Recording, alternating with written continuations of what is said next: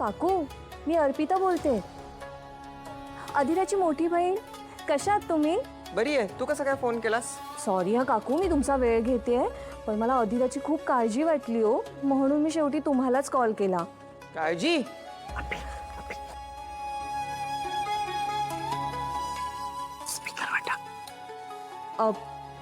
काकू, मला माहितीये हो, माझी बहीण आहे ना खूप हट्टी आहे आणि तिला जे हवंय ना ती तेच करते, पण जरा.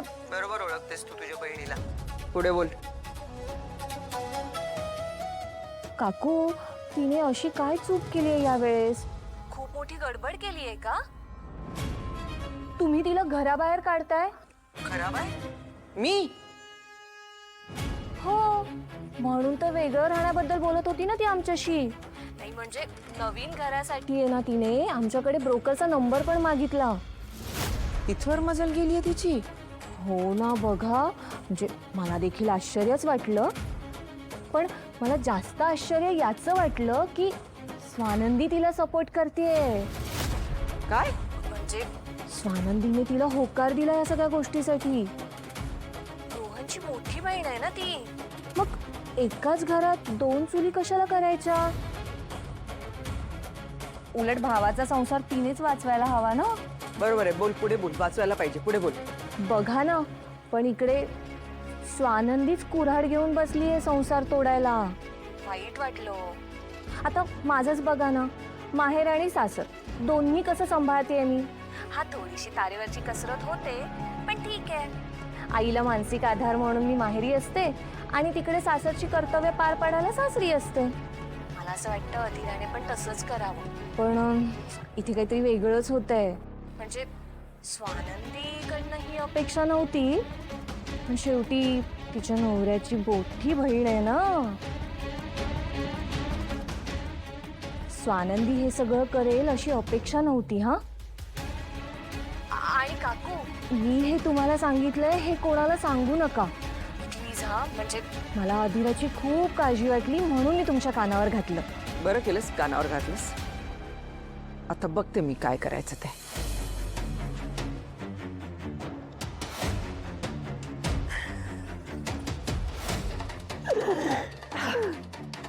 छान. तिकडे ठिणगीत टाकली. आता इथे पण भडका उडायला हवा ना.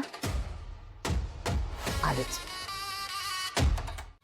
तिथे सारखं सारखं काम करायचं, किती दमतोस. त्यात काय एवढं काकू, सगळेजण करत असतात. पण सगळे समर राजवाडे नसतात ना. रातोरात सक्सेसफुल बिझनेसमॅन होत नाहीत ते. तुझे बाबा आणि काका असते तर तू आज कसा असतास, आणि आता कसा आहेस बघ. अजूनही डोक्यातून ती रात्र जात नाही रे. जाऊ दे, आता स्वानंदीने तुझ्या तब्येतीची जबाबदारी घेतली आहे ना, तू पण लक्ष दे रे जरा स्वतःकडे. हो ग काकू, ते सुरूच राहील. नाही म्हणजे स्वानंदी आहेच तशी तुझी चिंता करायला, पण किती करते रे तुझ्यासाठी.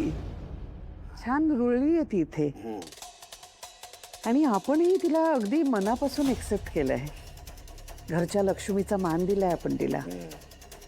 ती नेहमी प्रसन्न आणि आनंदी राहील म्हणून आपण किती प्रयत्न करत असतो. तुला माहितीये समर, स्वानंदीला बघितलं ना की मला माझ्या डॉलची खूप आठवण येते. असं काय करतेस? काय कुठे लांब गेले का? जवळ तर आहे आपल्या.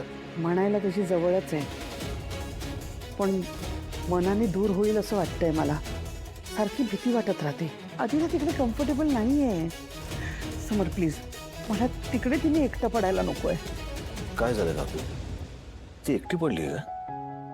अगं असं काय करतेस? तिची काळजी घेणारा रोहन सारखा चांगला मुलगा आहे तिच्या आयुष्यात.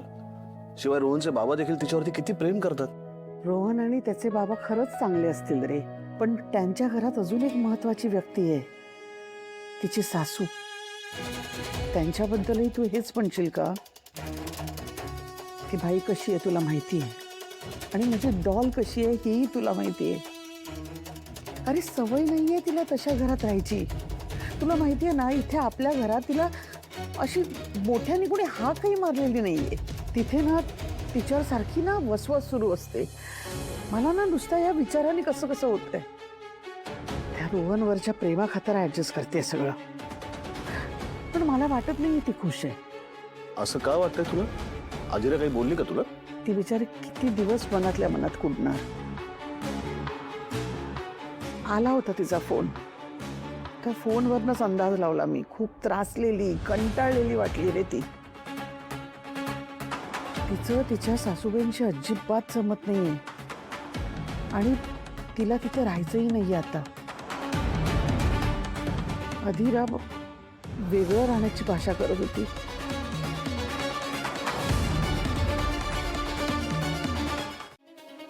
मुली करणं म्हणजे त्यांची हॉबी झाली.